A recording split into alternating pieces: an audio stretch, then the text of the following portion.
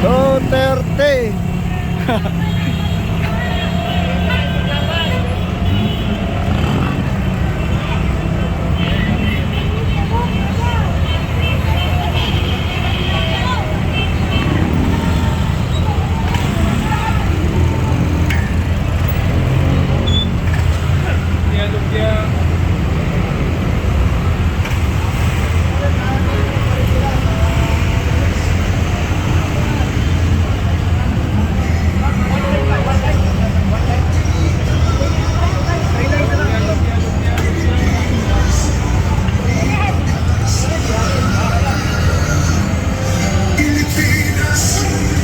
Duterte pa rin, tunay na mamahal sa atin.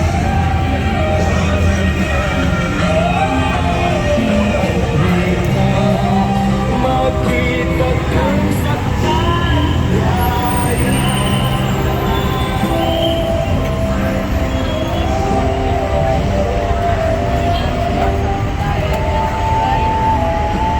like, share, and subscribe po tayo. Bibidyoan ko lang.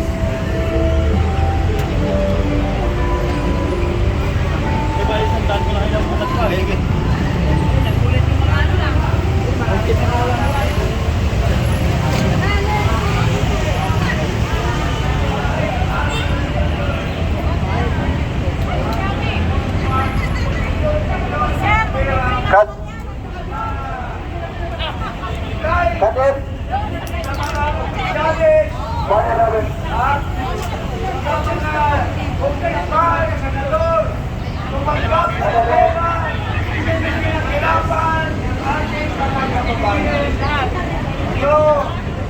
Kailangan mapagpasig na tayo, magkaisa po tayo para mapagdala natin sa husgado at makulong ang mga magnanakaw sa pera ng bayan, sa pera ng ating mga mamamayan na naghihirap, nagbabayad ng buwis araw-araw. Mga kababayan, andito kami ngayon nagsilibrar ng 40th EDSA People Power. So, ilagay natin sa puso at diwa natin na hindi pa rin libre ang ating mga kababayan sa karahasan, sa mga presyon at mga panghaharas na gobyerno sa atin. Maraming pinapahilan ng kaso, nagsasalita lang sa kanilang hinaing sa ating kamulaslugan ng ating gobyerno. So, ngayon ang panahon, ibalik natin ang diwa ng EDSA Power Revolution, magkaisa po tayo. Inikayat ko lahat ng ating mga kababayan. Mayroong hinihiling kami sa ating Pangulo, base sa ating saligang batas. Nakita niyo ba ang Pangulo ng ating bayan, si Marcos? Halos payat na na. Payat na si Marcos. Hindi pa rin niya sinasabi sa ating mga kababayan base sa Section 12, Article 7 na kung ano ba ang kalagayan, ang health ng ating Pangulo ay kailangan sabihin niya sa taong bayan kung may kakayahan ba siya mamuno sa ating bansa. Base po yan sa saligang batas. Wala po tayong ilalabag. Pero hanggang ngayon, hindi pa niya sinasabi kung anong kalagayan. Baka mabigla na lang tayo at magkagulo ang ating bansa kung hindi niya dinidisclose yung kalagayan po niya base sa ating saligang batas. So, yun lang po. Ibibigay ko po kay Ka-Eric para so, ito si Oliver. Magsalita. Salita ka, Oliver. Tama po ang sabi ni Kong King Paras. Hindi po natin alam kung anong kalagayan ng ating Pangulong Paras. Dahil hindi po nila sinasabi kung ano ang tunay na karamdaman. Ganon din po ang nangyari sa kanyang ama na hindi rin po sinabi ang totoong kalagayan o totoong sakit ni Pangulong Marcos Senior nung panahon po nila.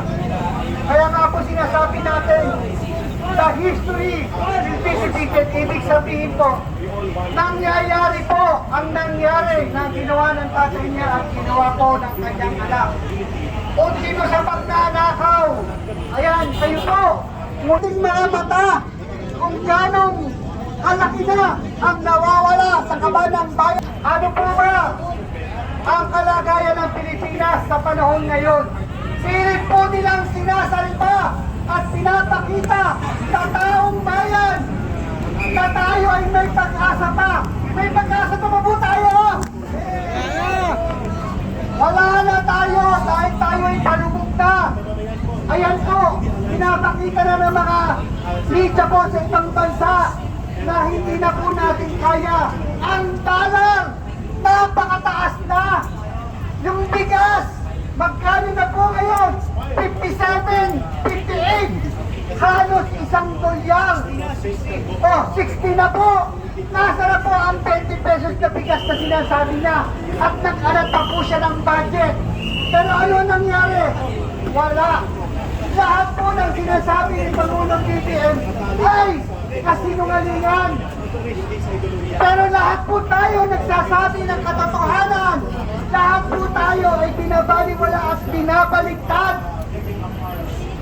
Kahapon nagsalita po ang 18 Marines na nagsasabi po kung ganong karami at ganong kalaki at ganong karaming mga bagahe na dinadala niya sa iba't ibang lugar, especially kay Pangulong BBM.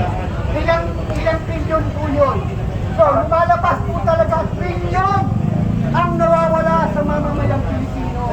Ngayon, nasa na po si Juan de la Cruz na gustong makapag-aral ng libre ang kanyang anak. Libre pag-aaral, libre hospital, libre panganganak. Kaya ng gobyerno kung gugustuhin. Samantalang sila, habang tayo binabaha, ang buong Metro Manila, NCR, sila naman po, binabaha ng yaman. Hindi rito, hindi ron. Nasa na po yung mga pera na sinasabi po nilang pinagbentahan ng mga sports car. Ba't hindi po natin ibigay yan, ipagpatayo ng ospital at itulong sa mamamayang Pilipino, sa mga may cancer patient, kumipila. Alam niyo po ba yun, kung may mga kamag-anak po tayo, di ba? Grabe po sila pumila. Kapag kahaba-haba, tapos ano nangyayari po? Lumapit ka kay congressman, lumapit ka kay mayor. Kaya ayan po, magpapatunay na 40 years in the making na hanggang sa ngayon, patuloy tayong niloloko. Niloko na tayo ng tatay, niloko pa rin tayo ng anak. Ayan po, magpapatunay. The 40 years tayong niloloko ng mga Marcos. Marcos, pangab, Marcos, resign. Marcos, panloloko. Yan. Hey. Hawak ka muna ba ito? Mga kababayan, binigyan po tayo ng 15 minutes ng ating mga kapulisan. Oo, kaya sabay-sabay po natin itaas ang ating kamao. Kaliwa man o kanan, pwede na. Wala namang kulang ito, sabay-sabay yung sundan. Ang panawagan ni Ka Eric na Marcos resign, palayasin, ikulong sa selda 13. Okay, sampol. Taas kamao, everybody. Marcos resign, palayasin, ikulong sa selda 13. Parang hindi maramdaman daw. Dapat nandun yung galit, nandun yung paninindigan. Okay, sabay-sabay tayo bago ang ating huling pagsalita mula sa Riders Group at former youth leader sa Quezon City, Mandaluyong. Tama, Mandaluyong. Okay. Sabay-sabay ha. Marcos resign, palayasin, ikulong sa selda 13. Marcos resign, palayasin, ikulong sa selda 13. Bago po ang ating pag-awit ng bayan ko ay ang isang youth leader dati dito sa area ng Mandaluyong at naging leader ngayon ng mga Riders Group in support of good governance. Kaya brother magpakilala. Okay. Magandang tanghali po sa ating lahat, mga mahal kong kapwa Pilipino, kung ano pa man po, Muslim, Christian. Kami po nandito po sa kinatawan po ng riders, ng Duterte Riders supporters, ng DRT po, Duterte Riders Team, DGRP po, Duterte Riders Group, Philippines. Kami po ay nakikisa po. Akin pong panawagan, bakit gano'n naman po, mainstream media, GMA7, ABS-CBN, TV5. Alam naman po natin yesterday naglabasan po ang mga Marines dyan po sa Club Pilipino San Juan. Pero ang inantay po namin last night, wala man lang po kayong balita tungkol sa kung ano po ang nararapat na malaman ng buong mundo at ng buong sambayan ng Pilipino. So yun lang po.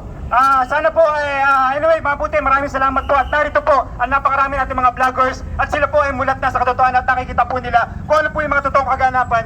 At siguro po, sana po magising na po tayong lahat. Yung mga wala pong kulay ito, dilawan, pinglawan, o whatsoever, tignan po natin kung sino po yung karapat-dapat. Kasi iba na po ang kalagayan ng ating PBBM. So, dapat po alam naman po natin, sundin po natin ang batas kung ano po ang karapat-dapat, nalalaman po natin ang kanyang tunay na kalusugan. Kasi, kung mapapansin nyo po, isisingit ko lang din po sayang, wala po rin si Consial Ronnie Rodopique. Kaya po nagmamadali ang ating Senate President Tito Soto na ma-impeach ang ating puting BP Sara dahil nga naman pag nawala ang presidente, papayag ba kayo siyang uupong Pangulo? Di po ba? Yun lang po yung logic nun eh. So muli po, nakikisa po ang buong Riders Team, Duterte po. Maraming salamat po. Maraming salamat, brother. Everybody, please come forward. At sabayan niyo po si Kay Eric sa ating panghuling awitin sa araw na ito. Pero ina-announce na natin, abangan nyo ang March 10 at March 11. March 11, 1 year ng pagdukot at pagkidnap kay Tatay Digong. Dadagundong ang buong protesta ng sambayan ng Pilipino worldwide, lalo na sa Pilipinas. March 11 naka-ready na tayo. May maleta ba kayo? May diniliver daw sa Malacanang, may diniliver sa Paway. Ngayon, ito lang po ang aming masasabi sa ating lahat. Ang kasaysayan ang naglilika taong bayan. Palakpakan natin yun. Walang diktador, walang magnanakaw na gobyerno ang pwedeng tumagal at mangibabaw sa kapangyarihan ng mamamayan. Siyak na manggaganap yun.